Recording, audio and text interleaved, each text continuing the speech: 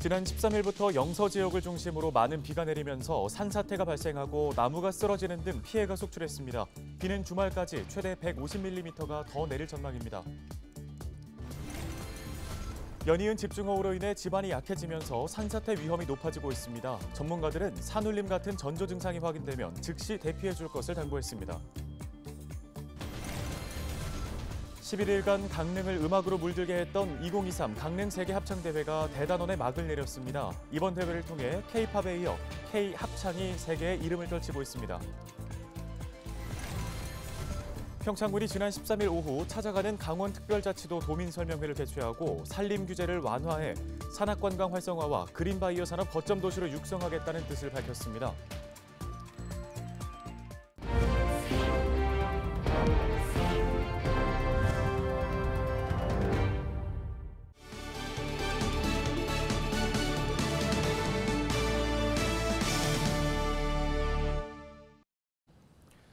여러분 안녕하십니까? 헬로티비 뉴스입니다. 장마 전설의 영향으로 인해 강원 지역에서는 세찬 비가 쏟아졌습니다. 장마가 3주 가까이 지속되면서 산사태가 발생하는 등 크고 작은 피해가 발생하기도 했는데요.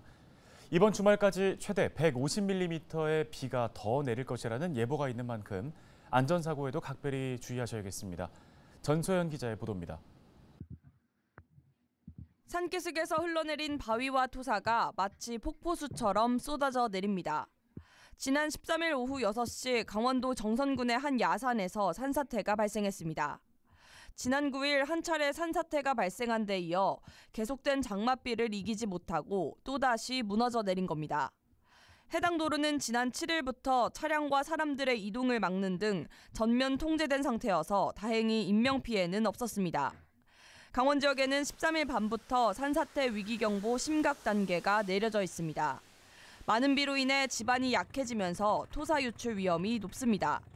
지난 13일부터 14일 오전까지 강원 지역에는 100mm가 넘는 폭우가 쏟아졌습니다. 춘천 남이섬에는 179mm, 원주에 130mm, 홍천에 110mm의 굵은 장대비가 내렸습니다. 동해안을 제외한 도내 대부분 지역에 호우특보가 발령되는 등 시간당 10mm에서 20mm의 비가 계속됐습니다. 비 피해도 잇따랐습니다. 강릉 교동에서는 주택 지하실이 침수됐고 홍천과 인제, 원주 지역에서는 강한 비를 이기지 못하고 나무가 쓰러졌습니다. 이번 장마는 다음 주까지 계속될 것으로 전망돼 각별한 주의가 필요합니다. 이번 비는 강원 남부 내륙과 산지를 중심으로 집중될 것으로 예상됩니다. 16일까지 예상 강수량은 강원 내륙과 산지 30에서 100mm, 많은 곳 강원 남부 내륙과 산지에 150mm 이상, 강원 동해안 20에서 70mm를 예상하고 있습니다. 기상청은 계속된 비로 인해 지반이 많이 약해진 상태라며 지역 주민들에게 산사태와 낙석, 건축물 붕괴에 특히 유의해달라고 당부했습니다. 헬로티비 뉴스 전소연입니다. 집중호우가 내리면 축대 붕괴나 산사태를 특히 주의해야 합니다. 많은 비가 집중되고 또 며칠 동안 계속해서 비가 내리면 그만큼 지반이 약해져서 붕괴 가능성도 높아지기 때문입니다. 특히나 산사태는 큰 피해로 이어질 수 있는데요. 산울림과 같은 전조 증상이 확인되면 즉각 대피하는 것이 중요합니다. 박근수 기자가 전해드립니다. 갑작스럽게 쏟아져 내린 흙과 바위가 택시를 집어삼켰습니다. 도로 옆 급경사지에서 산사태가 나면서 도로를 지나던 택시를 덮쳤습니다. 엄청나게 우등탕탕했죠. 차가 저 상태에서 떨어지니까 막 지붕으로 막 날라오고 막 옆으로 온 게 그냥 우당탕탕한 게 그냥 정신을 째나와버렸죠. 장맛비로 지반이 약해지면서 순식간에 경사면이 무너져 내린 것입니다. 인명피해는 없었지만 자칫하면 큰 사고로 이어질 뻔했습니다. 최근 강원도 정선에서도 짧은 기간에 많은 비가 내리면서 급경사지가 무너지는가 하면 대구 군위에서는 산사태로 암석과 토사가 고속도로에 쏟아져 도로가 며칠 동안 통제됐습니다. 이처럼 산사태는 순식간에 경사면이 무너져 내리기 때문에 장마철이나 태풍 등으로 집중호우가 내릴 경우 각별히 주의해야 합니다. 만약 평소와 다르게 급경사면에서 많은 양의 물이 샘솟거나 돌과 토사가 반복적으로 떨어지는 경우 바람이 많이 불지 않는데 경사면 나무가 심하게 흔들리거나 기울어진 경우에는 산사태를 의심해야 합니다. 굉음을 동반한 산울림이 들린다면 붕괴가 임박했다고 보고 즉각 대피해야 합니다. 급경사지 붕괴 위험은 경사면의 파괴 확률에 따라 관심, 주의, 경계, 심각 등 4단계로 나뉘는데 여기에 가장 큰 영향을 미치는 것이 강수량입니다. 1시간 최대 강우량과 2일 누적 강우량 기준이 위험도에 가장 높은 신뢰도를 보이고 있으며 전국 행정구역 단위별로 이에 대한 기준이 다르므로 행정기관의 대피 명령이 떨어지거나 붕괴가 임박했다고 판단되는 경우 위험지역에서 신속히 벗어나시기를 당부드립니다. 산사태가 일어나지 않았다고 해서 안심해서는 안 됩니다. 이미 집안 자체가 물을 머금어 무거워져 있고 연약해진 상태여서 비가 더 내릴 경우 더욱 위험해질 수 있기 때문입니다. 재난 문제를 받게 되면 산사태 우려 지역 접근을 피하고 인근 주민들은 유사시 즉각 대피하는 것이 바람직합니다. 헬로티비 뉴스 박근수입니다. 평창군이 13일 찾아가는 강원특별자치도 도민 설명회를 개최하고 특별자치도의 특례를 통한 군의 발전 전략을 발표했습니다. 심재국 평창군수는 산림 규제 완화를 통한 산악관광을 활성화하고 서울대학교 평창 캠퍼스를 중심으로 그린바이오 산업 거점 도시로 육성하겠다는 비전을 제시했습니다. 이외에도 KTX 역세권 개발과 공공기관 유치, 올림픽 특구 사업 활성화를 위한 권한 이양 등을 제안했습니다. 2023 강릉 세계합창대회가 막을 내렸습니다. 11일간 강릉 곳곳에서는 우정 콘서트가 열리는 등 시내가 음악으로 물들었는데요. 이번 대회를 통해 강릉의 국제적 브랜드 가치를 높이고 우리의 합창도 널리 알렸다는 평가를 받고 있습니다. 지난 13일 밤에 열렸던 폐막식 현장에 다녀왔습니다. 박건상 기자입니다. 신나는 리듬에 온몸이 들썩입니다. 2023 강릉 세계합창대회 폐막식이 지난 13일 저녁 강릉 아레나에서 열렸습니다.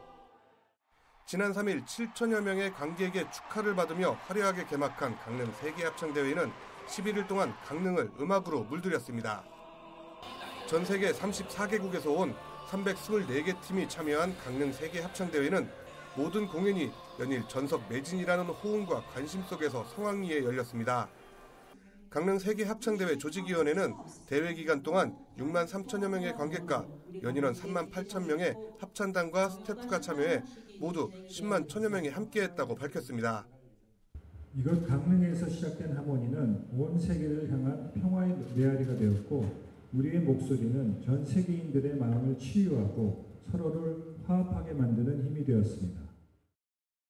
이번 대회에서 가장 감동을 선사했던 공연은 전쟁의 포화 속에서 참가한 우크라이나 보그니 소녀합창단이었습니다.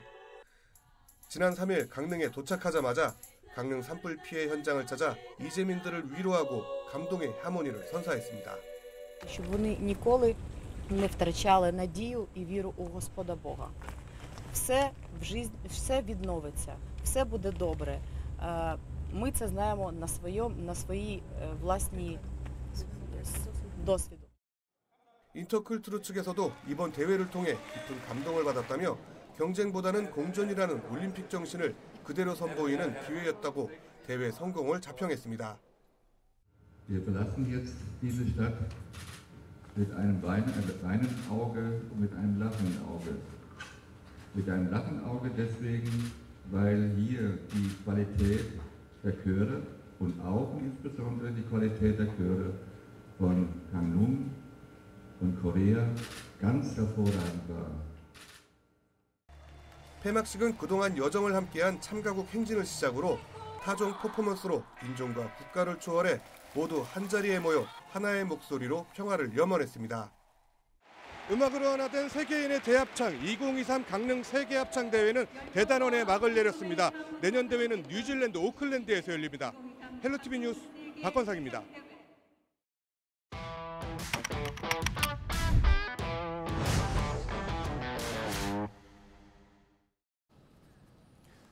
최근 전국적인 부동산 이슈는 단연 전세 사기일 겁니다.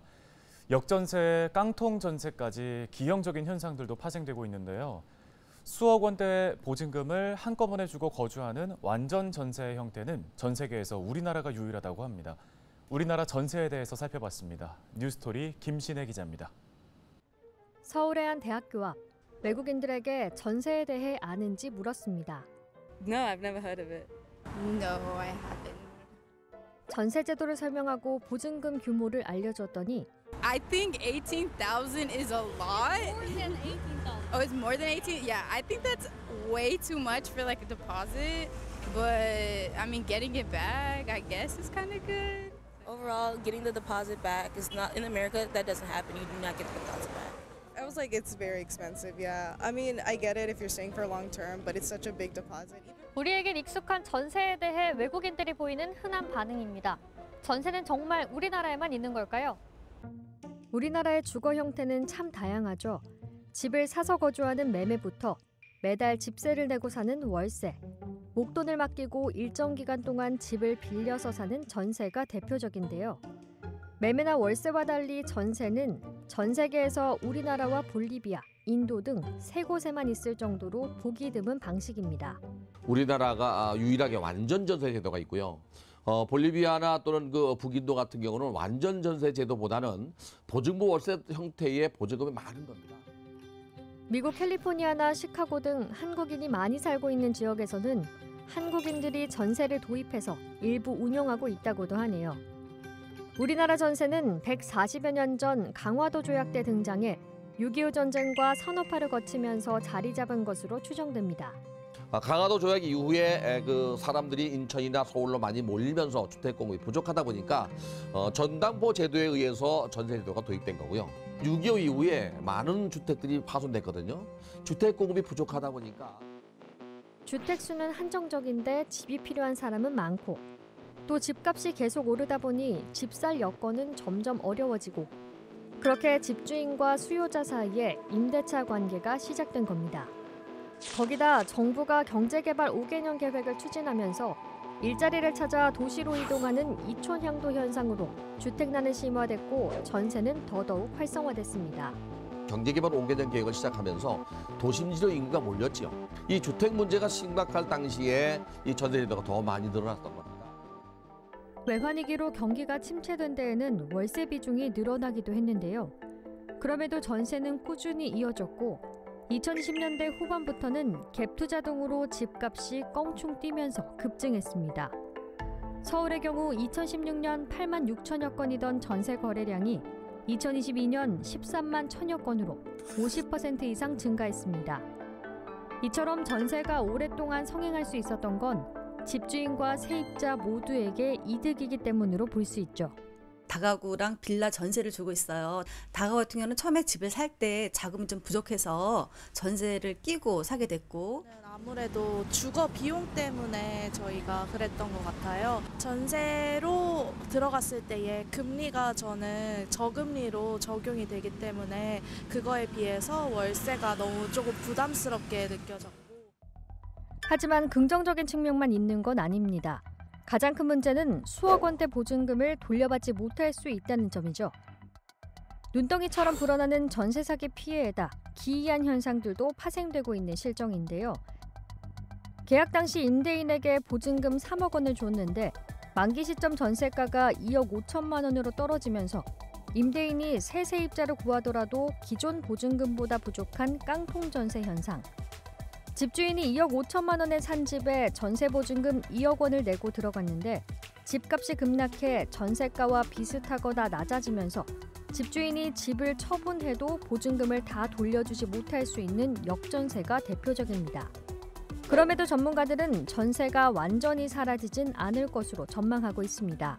주택 가격은 높은데 불구하고 전부 지불하지 않고 일정 부분만 지불하고 그 집을 사용할 수 있는 권리가 생기기 때문에 여기에 결정적인 건 뭐냐면 월세를 지불하게 되면 가처분 소득이 낮아져서 돌아오지 않는 돈을 소비하게 됩니다. 전세 제도가 완전히 없어지진 않을 거예요. 집주인과 세입자에게 서로 이득이지만 한편으론 사회적 문제를 야기하는 양날의 검 전세. 다른 나라엔 거의 없는 이 독특한 주택 거래 방식에 대한 여러분의 생각은 어떤가요?